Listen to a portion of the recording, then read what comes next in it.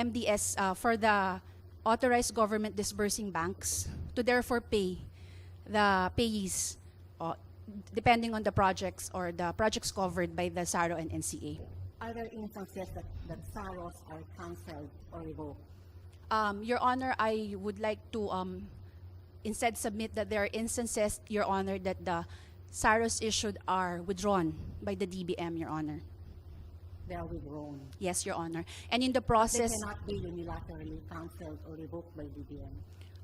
when I say withdrawn, Your Honor, there is usually advice to the agency, or in instances, Your Honor, that the agency themselves would be requesting for a realignment of the projects or the details of the projects. Therefore, Your Honor, there would be certain changes in the SARO that is issued by the DBM. Okay. Now, is it possible for the DBM to release funds to the implementing agency without the identification of the individual legislator or the concurrence of the House Committee on Appropriations and Senate Committee on Finance? Your Honor, are you referring to funds sourced from PDAF? Yes. For funds sourced from PDAF, Your Honor, as we were going through the records of the agency, we did encounter certain releases from the PDAF that did not have any endorsement by a legislator. But I could not recall offhand, Your Honor, that particular Would you know project. how many in number? No, Your Honor. This is only in preparation for the oral arguments that we came about that particular release. Are there few or many? I could not recall, Your Honor, but certainly not as many as the releases with the concurrence of the legislator. Okay. Now, does the TBM's protocol require some form of endorsement from the legislators before you authorize the release of funds to the implementing agencies? Your Honor, again, may I qualify only for those sourced from the PDAF? Yes, it is. Your Honor, for those sourced from the PDAF, as provided in the special provision, the legislator would propose together with the endorsements, and thereafter the endorsement, if I may be allowed, Your Honor, to go through the process, will then be referred to the Bureau concerned, handling the particular agency coverage depending on the implementing agency for the PDAF releases. They will then evaluate compliance, Your Honor, with the menu. Thereafter, this will be endorsed to the Office of the Secretary for final approval. Okay, thank you. I have no further questions, Chief. Attorney Ruiz, Your Honor. Ruiz. R-U-I-Z, Your Honor. Ruiz. Ruiz. Kindly continue to represent for us the Department of Budget and Management. I will walk you through the EO-292, Yes, Your Honor. the Administrative Code of 1987. Okay. Are you familiar with what the statute provides on the authority to use savings? Yes, Your Honor. Is there any other provision on realignment other than sections 39 and section 42? Your Honor, there's about one or two under the Annual General Appropriations Act. One No. Just under the administrative code first. Your Honor, as far as I could recall, the provisions you just mentioned. Only 39 and 42. As far as I can recall, Okay, let's go through section 39. Authority to use savings in appropriations to cover deficits. I don't expect you to have it with you now. may I be allowed, Your Honor, to get my administrative You code? have your... Yes, okay. Your Honor. Kindly read it for us.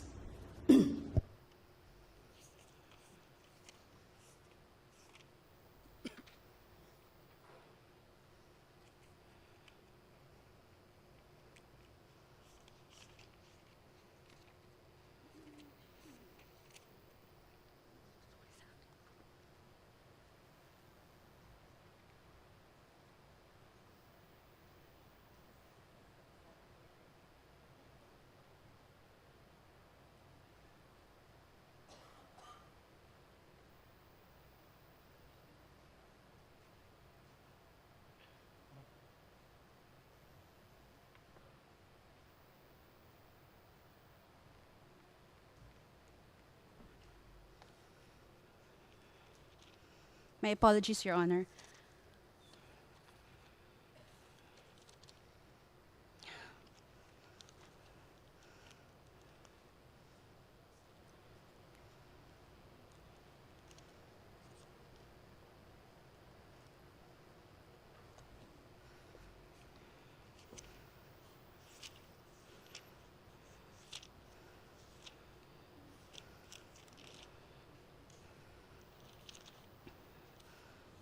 Your Honor, I'm sorry, which section? Which section, Your Honor? 39. Section 39.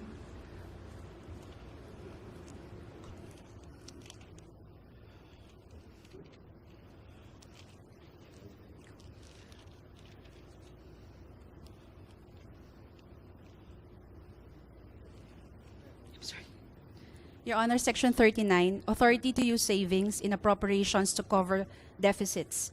Except as otherwise provided in the General Appropriations Act, any savings in the regular appropriations authorized in the General Appropriations Act for the programs and projects of any department, office, or agency may, with the approval of the President, be used to cover a deficit in other item of the regular appropriations, provided that the creation of new positions or increase of salaries shall not be allowed to be funded from budgetary savings except when specifically authorized by law.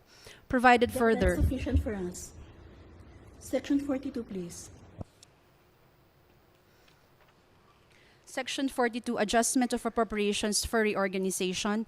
When under authority of law, a function or an activity is transferred or assigned from one agency to another, the balances of appropriations which are determined by the head of such department to be available and necessary to finance or discharge the function or activity so transferred or assigned may, with the approval of the President, be transferred to and be made available for use by the agency to which said function or activity is transferred or assigned for the purpose for which said funds were originally available.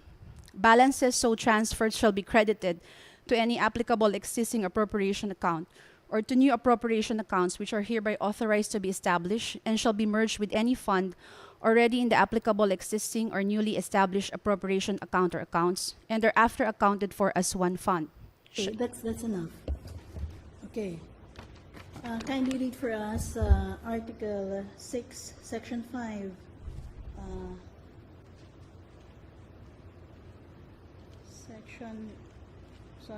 Section 25, subparagraph 5 of the Constitution.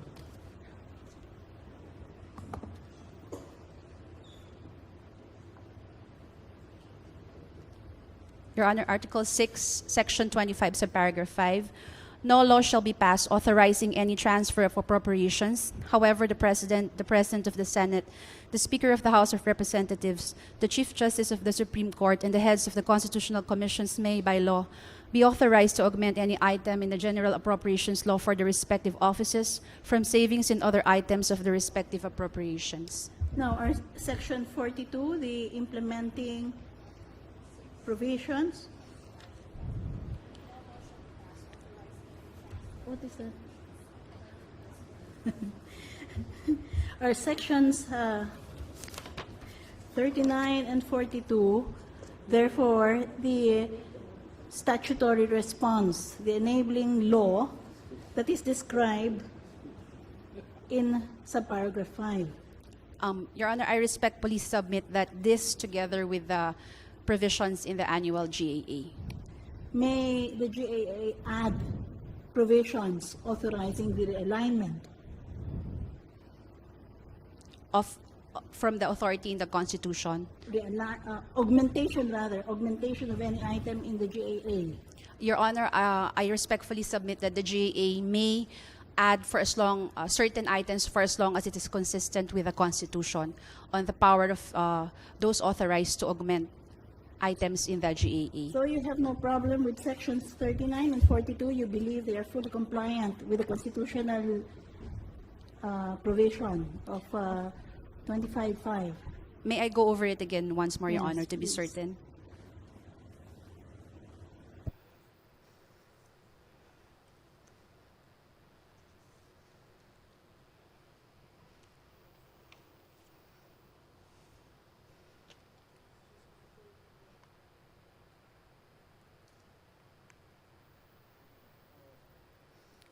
Your Honor, the provision of Section 39 and the first paragraph of Section 42, as earlier read, are, to my mind, compliant with the provisions of the Constitution. Walk you through many realignment provisions of many GAAs over the years, and you tell me what your sense of these realignment provisions are. Can we please start with the first slide?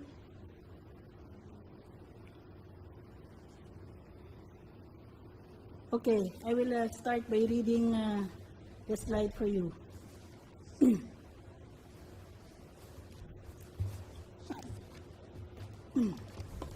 Remember yesterday, we had already noticed the fact that in the 1991 CDF, it was the first time that an indication of the lists to be submitted by legislators was found in the JA. You remember that? You were Yes. here yesterday. Yes, Your Honor. Okay, now I give you, I draw your attention to the 1990 JA General Provision, number 58. Can that come out now?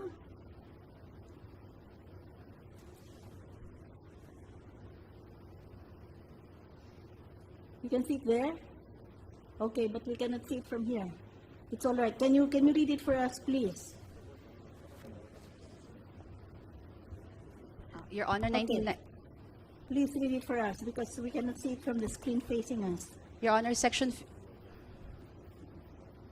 Amount appropriated. the amount appropriated in this act for the construction, replacement, rehabilitation, and completion of school buildings, hospitals,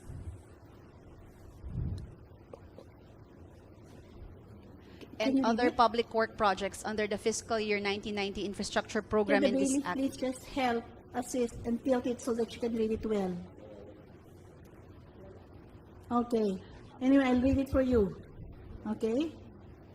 The amount appropriated, etc. Construction, replacement, rehabilitation, completion of school buildings, hospitals, other public works projects may be realigned in cases of imbalanced allocation of projects within the district, duplication of projects, overlapping of funding source in similar cases, provided that such request for realignment shall be made 30 days after the approval of this act, except in cases of duplication of projects and overlapping of funding sources, provided further that such realignment is within the congressional district for which the funds were originally allocated.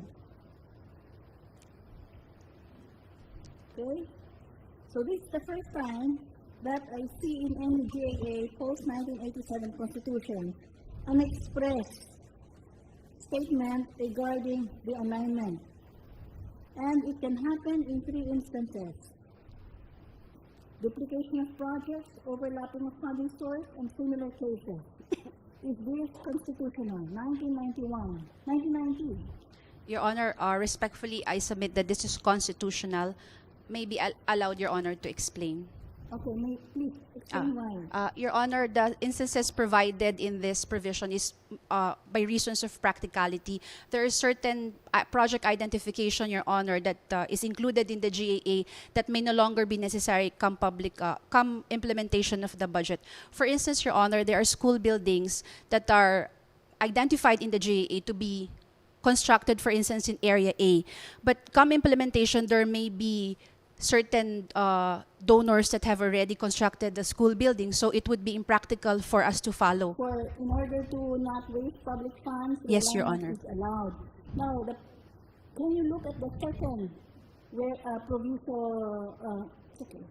Can you look at the second proviso? Provided further. Yes.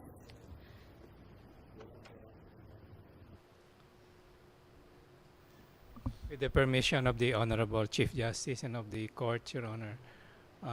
And I say this with all respect, Madam Chief Justice and Your Honors. There are these other pending petitions on what No, is no, no, called, this is this is, Remember, one of the provisions